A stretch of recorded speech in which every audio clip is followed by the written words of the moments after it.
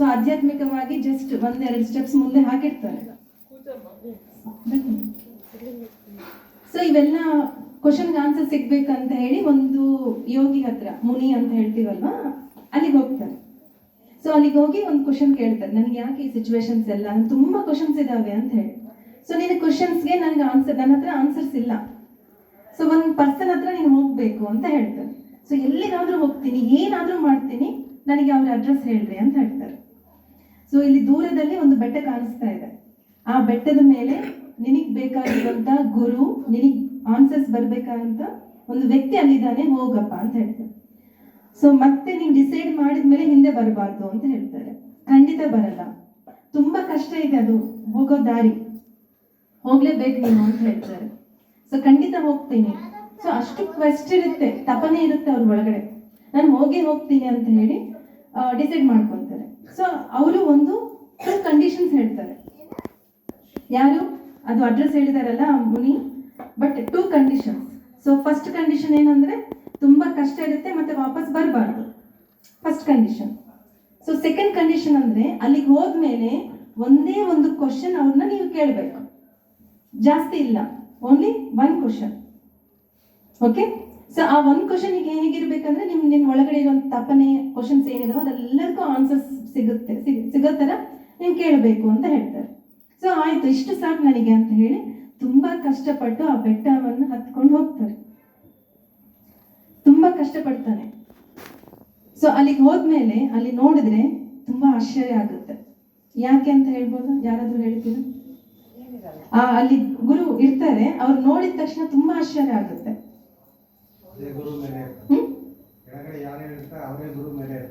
ಇಲ್ಲ ಸರ್, ಇಲ್ಲ ಇಲ್ಲ ಮೇಡಮ್.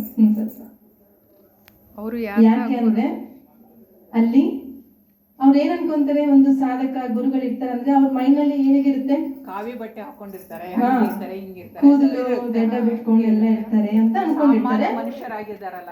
ಇಲ್ಲ, ಅಲ್ಲಿಗೆ ಹೋದ್ಮೇಲೆ ಒಂದು ಬ್ಯೂಟಿಫುಲ್ ಲೇಡಿ ಇರ್ತಾಳೆ, ಒಂದು ಅಂದವಾದ ಹುಡುಗಿ ಇರ್ತಾಳೆ, ಅವಳೊಬ್ಳೆ ಇರ್ತಾಳೆ. ಅವ್ರು ಹೇಳ್ತಾರ, ಅಲ್ಲಿ ನಿನಗೆ ಯಾರು ಬೇಕೋ ನಿನ್ನ ಗುರು ಅಲ್ಲಿ ಇರ್ತಾರೆ ಅಂತ ಹೇಳಿರ್ತಾರೆ. ಸೊ ಆ ಹುಡುಗಿ ನೋಡಿದ ತಕ್ಷಣ ಈತ ಕಷ್ಟಪಟ್ಟಿದ್ದೆಲ್ಲ ಮರ್ತು ಬಿಡ್ತಾನೆ. ಅಲ್ಲಿ ಕ್ವಶನ್ ಏನು, ಫಸ್ಟ್ ಕ್ವಶನ್ ಏನು, ನೀನ್ ಸಿಂಗಲ್ ಮ್ಯಾರಿಡಾ ಅಂತ ಕೇಳ್ತಾನೆ. ಆಯ್ತು, ಇಲ್ಲಿ ಏನಾಗಿದೆ, ಅಷ್ಟು ಕಷ್ಟಪಟ್ಟು ಅಷ್ಟು ಮೇಲೆ ಬಂದಿರೋದೆಲ್ಲ ಕೂಡ ಏನಾಯ್ತು, ವೇಸ್ಟ್ ಆಯ್ತು. ಸೊ ನಮ್ ಲೈಫ್ ಕೂಡ ಹಾಗೆ ಇರುತ್ತೆ. ನಮ್ ಲೈಫ್ ನಲ್ಲಿ ನಮ್ಗೆ ಏನ್ ಬೇಕು, ಸುಖ, ಸಂತೋಷ, ನೆಮ್ಮದಿ ಎಲ್ಲವೂ ಬೇಕು. ಅದಕ್ಕೋಸ್ಕರ ಪರಿತಪಿಸ್ತಾ ಇರ್ತೀವಿ, ಅದಕ್ಕೋಸ್ಕರ ಕಷ್ಟಪಡ್ತಾ ಇರ್ತೀವಿ. ಯಾರಾದ್ರೂ ಧ್ಯಾನ ಮಾಡಿದ್ರೆ ಚೆನ್ನಾಗಿ ಅಂತಂದ್ರೆ ಬರ್ತೀರಾ, ಪಿರಮಿಡ್ ನಲ್ಲಿ ಧ್ಯಾನ ಮಾಡಿದ್ರೆ ಓಕೆ, ಅಲ್ಲಿ ಡೊನೇಷನ್ ಕೊಟ್ರೆ ಓಕೆ, ಅನ್ನದಾನ ಮಾಡ್ತೀವಿ ಓಕೆ, ಸಾಮೂಹಿಕ ಎಲ್ಲ ಕಡೆ ಹೋಗ್ತೀವಿ. ಬಟ್ ಮತ್ತೆ ನಾವ್ ಎಲ್ಲಿಗೆ ಬರ್ತೀವಿ, ಹಳೆ ಜೀವನಕ್ಕೆ ಬಂದ್ಬಿಡ್ತೀವಿ. ಸೊ ಇದರಿಂದ ಏನ್ ಪ್ರಯೋಜನ? ಯಾವಾಗ್ಲೂ ಕೂಡ ನಮ್ಮ ಡಿವಿನಿಟಿಗೆ, ನಮ್ಮ ಒಳಗಡೆ ಇರುವಂತ ಡಿವಿನಿಟಿಗೆ ನಾವು ಕನೆಕ್ಟ್ ಆಗೋ ಪ್ರಯತ್ನವನ್ನು ಮಾಡಬೇಕು. ಅದಕ್ಕೆ ಪತ್ರಿ ಸರ್ ಸಿಂಪಲ್ ಕಾನ್ಸೆಪ್ಟ್ಸ್ ಹೇಳ್ತಾರೆ. ಒಂದು ಸಾಧನೆ, ಸ್ವಾಧ್ಯಾಯ. ಸಾಧನೆ ಅಂದ್ರೆ ಕೂತ್ಕೊಂಡು ಧ್ಯಾನ ಮಾಡೋದು. ಸ್ವಾಧ್ಯಾಯ ಅಂದ್ರೆ ಏನು? ಸ್ವ ಅಧ್ಯಾಯ, ನನ್ನನ್ನು ನಾನು ಚೆಕ್ ಮಾಡ್ಕೋಬೇಕು every time. Next, no complaints, no judgement. ದಿನನಿತ್ಯ ನಾವು ಎಷ್ಟು ಮಾತಾಡ್ತೀವೋ, ಎಷ್ಟು ಆಲೋಚನೆಗಳು ಮಾಡ್ತೀವೋ, ಅದರಲ್ಲಿ ಎಷ್ಟು ಕಂಪ್ಲೇಂಟ್ಸ್ ಇರ್ತವ ಇಲ್ವಾ? ಎಷ್ಟು ಜಡ್ಜ್ಮೆಂಟ್ಸ್ ಇರ್ತವೆ? ಸೊ ಇನ್ನೊಬ್ಬರನ್ನು ಹೇಗೆ ನಾನು ನನ್ನ ಕಂಟ್ರೋಲ್ನಾಗ ಇಟ್ಕೋಬೇಕು, ಹೇಗೆ ಮೋಸ ಮಾಡಬೇಕು, ಹೌದಾ ಇಲ್ಲ? ಸೊ ಎಲ್ಲರೂ ಅಂದ್ರೆ ಮೇಡಮ್ ಹೇಳಿದ್ರು, ಸರ್ ಹೇಳಿದ್ರು, ಸೊ ನಿಸ್ವಾರ್ಥಿಯಾಗಿ ಜೀವನ ಮಾಡಬೇಕು. ಸೊ ನಾನೇ ಗ್ರೇಟ್, ಎಲ್ಲದರಲ್ಲಿ ನಾನೇ ಗ್ರೇಟ್, ತಪ್ಪಲ್ಲ, ನಾನು ಕೂಡ ಗ್ರೇಟ್. ಅದಕ್ಕೆ ಇದಕ್ಕೆ ಎಷ್ಟು ತುಂಬಾ ವ್ಯತ್ಯಾಸ ಇದೆ ನೋಡ್ರಿ. ಸೊ ನಾನು ಕೂಡ ಗ್ರೇಟ್ ಅನ್ನೋದು ಒಂದು ಸೆಲ್ಫ್ ಲವ್, ಅದು ಸ್ವಯಂ ಪ್ರೀತಿ ಅಂತ ಹೇಳ್ತಾರೆ.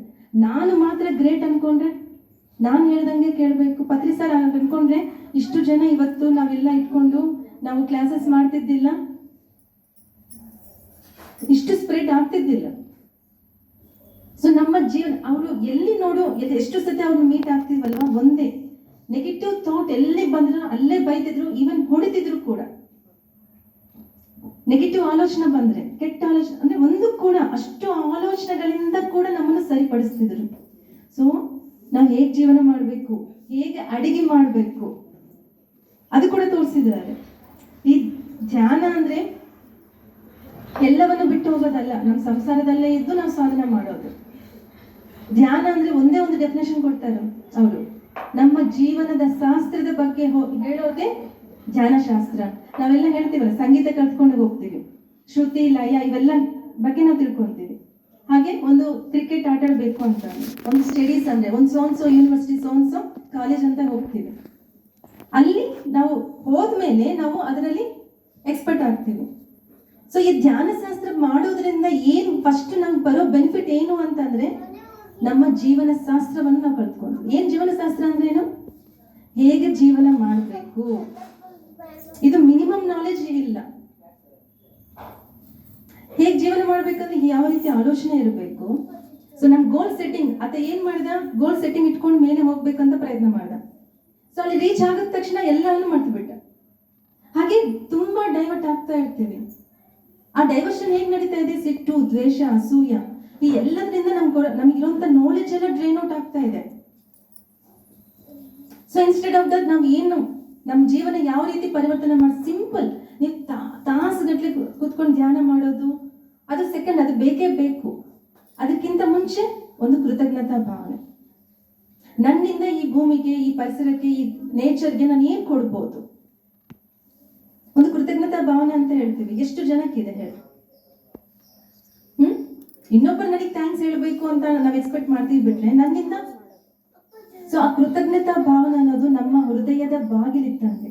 ಯಾವತ್ತು ನಾವು ಕೃತಜ್ಞತಾ ಭಾವನೆ ನಾವು ಇಂಪ್ಲಿಮೆಂಟ್ ಮಾಡ್ಕೊಂತೀವೋ, ಸೊ ಈ ಏನಂತ ಹೃದಯವಂತಿಕೆ ಅಂತ ಹೇಳ್ತೀವಿ. ಬುದ್ಧಿವಂತಿಕೆ ಬೇರೆ, ಅದು ಎಲ್ಲರಿಗೂ ಇರುತ್ತೆ, ಬಟ್ ಹೃದಯವಂತಿಕೆ ಸೊ ಅದು ಓಪನ್ ಆದಾಗೆ ಆ ಎನರ್ಜೀಸ್ ಎಲ್ಲ ನೀವು ಫೀಲ್ ಆಗ್ತೀರ. ಸಾಧನ ಅನ್ನೋದು ಎಷ್ಟು ಇಂಪಾರ್ಟೆಂಟ್. ಸ್ವಾಧ್ಯಾಯ, ಸಜ್ಜನ ಸಾಂಗತ್ಯ, ಲಾಸ್ಟ್ ಬರೋದು ಸೇವೆ. ಸೊ ಆ ಸೇವೆ ಇಲ್ಲ ಅಂತಂದ್ರೆ ಈ ಮೂರಕ್ಕೆ ಯಾವುದೇ ರೀತಿ ವ್ಯಾಲ್ಯೂ ಇರೋದಿಲ್ಲ. ಇಷ್ಟೇ ಸರ್ ಹೇಳಿದ್ದು. ಸೊ ಒಂದು 1 hour ಧ್ಯಾನ ಕೂತ್ಕೊಳಕ್ಕೆ ಎಷ್ಟು ಕಷ್ಟಪಡ್ತಾರೆ ಅಂದ್ರೆ ಎಷ್ಟು ರೀಸನ್ಸ್ ಹೇಳ್ತಾರೆ. ಸೊ ನಮ್ಮ ಮನೆಗೆ ಒಪ್ಪಂಗಿಲ್ಲ, ಅವ್ರು ಒಪ್ಪಂಗಿಲ್ಲ, ಕೂತ್ಕೊಳಕ್ಕಾಗಲ್ಲ, ಡಿಸ್ಟರ್ಬೆನ್ಸ್ ಇರ್ತವೆ, ಎಲ್ಲ ಕಡೆ ಇರ್ತವೆ. ನಮ್ ಧ್ಯಾನ ಕೂತ್ಕೊಂಡ ತಕ್ಷಣ ಮನೇಲಿ ಟಿವಿ ಆನ್ ಮಾಡ್ತಾರೆ, ಮಕ್ಕಳಿದ್ದಾರೆ ನನಗೆ. ಸೊ ಹಿಂಗೆ ಕಂಪ್ಲೇಂಟ್ ಹೇಳ್ಕೊಂತ ಹೋದ್ರೆ ನಮ್ಗೆ ಯಾವತ್ತೂ ಸಿಗೋದಿಲ್ಲ, ಫ್ರೀ ಸಿಗೋದೇ ಇಲ್ಲ. ಸೊ ವೆರಿ ಸಿಂಪಲ್ ಟೆಕ್ನಿಕ್ ಇದು. ನೀವು ಇವತ್ತು ಏನ್ ಮಾಡಿದಿರಲ್ವಾ, ಹೊಸದಾಗಿ ಬಂದಿರೋರಿಗೆ ಹೇಳ್ತಾ ಇದ್ದೀನಿ, ವೆರಿ ಸಿಂಪಲ್ ಟೆಕ್ನಿಕ್ ಅದು. ಧ್ಯಾನ ಮಾಡೋದು 112 ತರ ಇದಾವೆ, 112 ಟೆಕ್ನಿಕ್ಸ್ ಇದಾವೆ. ಅದರಲ್ಲಿ ದಿ ಬೆಸ್ಟ್ ಟೆಕ್ನಿಕ್ ಏನು ಅಂದ್ರೆ ಇದು. ಬೇರೆ ಎಲ್ಲಾ ಟೆಕ್ನಿಕ್ಸ್ ನಲ್ಲಿ ಕೂಡ ಒಂದು ಗುರು ಬೇಕು ನಮಗೆ, ಅವ್ರ ಸಾನ್ನಿಧ್ಯದಲ್ಲಿ ನಾವು ಧ್ಯಾನ ಮಾಡಬೇಕು, ಧ್ಯಾನ ಅಭ್ಯಾಸ ಮಾಡಬೇಕು. ಬಟ್ ಇದು ಏನಿದೆ ಅಲ್ಲ, ಆನಾಪಾನಸತಿ ಮೆಡಿಟೇಷನ್ ಅನ್ನೋದು ಯಾವ ಗುರು ಕೂಡ ಬೇಕಾಗಿಲ್ಲ. ನಮ್ಮಷ್ಟು ನಾವೇ ಎನಿ ಟೈಮ್ ಮಾಡ್ಬೋದು, ಯಾವ ಪ್ಲೇಸ್ ನಲ್ಲಿ ಕೂಡ ಮಾಡ್ಬೋದು. ಇದು ಕೇವಲ ಒಂದು ಏಜ್ ಆದ್ಮೇಲೆ ಮಾಡೋದಲ್ಲ. ಧ್ಯಾನ ಶಾಸ್ತ್ರ ಅನ್ನೋದು, ಈಗ ಸಂಗೀತ ಶಾಸ್ತ್ರ ಯಾರಿಗ್ ಬೇಕು, ಸಂಗೀತ ಯಾರು ಕಲ್ತ್ಕೊಂತಾರ ಅವ್ರಿಗೆ ಬೇಕು. ಕಾಮರ್ಸ್ MBA ಯಾರು ಬಿಸ್ನೆಸ್ ಮಾಡ್ತಾರೆ ಅವ್ರಿಗೆ ಮಾತ್ರ ಬೇಕು. ಬಟ್ ಧ್ಯಾನ ಶಾಸ್ತ್ರ ಅನ್ನೋದು ಪ್ರತಿ ಒಬ್ಬರ ಜೀವನ ವಿಧಾನ ಇದು. ಮತ್ತೆ ಯಾರಿಗ್ ಬೇಕಿದು? ಒಂದು ಏಜ್ ಆದ್ಮೇಲೆ ಬೇಕಾ? ಇಲ್ಲ.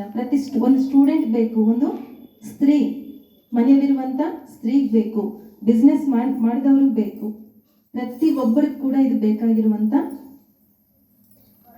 ಅಷ್ಟು ಅನಿವಾರ್ಯ ನಮ್ಮ ಲೈಫ್ ನಲ್ಲಿ. ಸೊ ಈ 1 hour ಮಾಡ್ತೀವಿ, ಗ್ರೂಪ್ನಾಗಿದ್ರೆ ಚೆನ್ನಾಗಿರುತ್ತೆ, ಪಿರಮಿಡ್ ಬಂದ್ರೆ ಚೆನ್ನಾಗಿರುತ್ತೆ ಅಲ್ಲ, ಮನೆಯಲ್ಲಿ ಎನಿ ಟೈಮ್ ನೀವು ಮಾಡೋ ತರ ನೀವು ಪ್ಲಾನ್ ಮಾಡ್ಕೊಳ್ಳಿ. ಸೊ 1 hour ನಿಂದ ಸ್ಟಾರ್ಟ್ ಮಾಡಿ, 3 hours, 4 hours, 6 hours ವರೆಗೂ ನಾವು ಮಾಡ್ಬೋದು. ಸೊ ಸಿಂಪಲ್ ಟೆಕ್ನಿಕ್ ಅಲ್ವಾ ಇದು?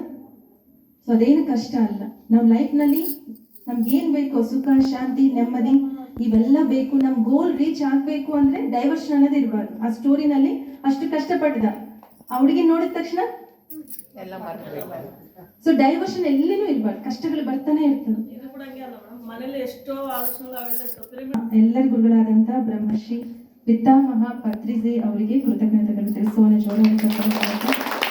ಹಾಗೆ ಇವತ್ತು ಇಷ್ಟು ಅದ್ಭುತವಾದ ಧ್ಯಾನ ನಡೆದಿದೆ. 45 minutes ಅಂತೂ ಅನ್ಸೇ ಇಲ್ಲ, ಆಲ್ಮೋಸ್ಟ್ 50 minutes ಆಗಿದೆ.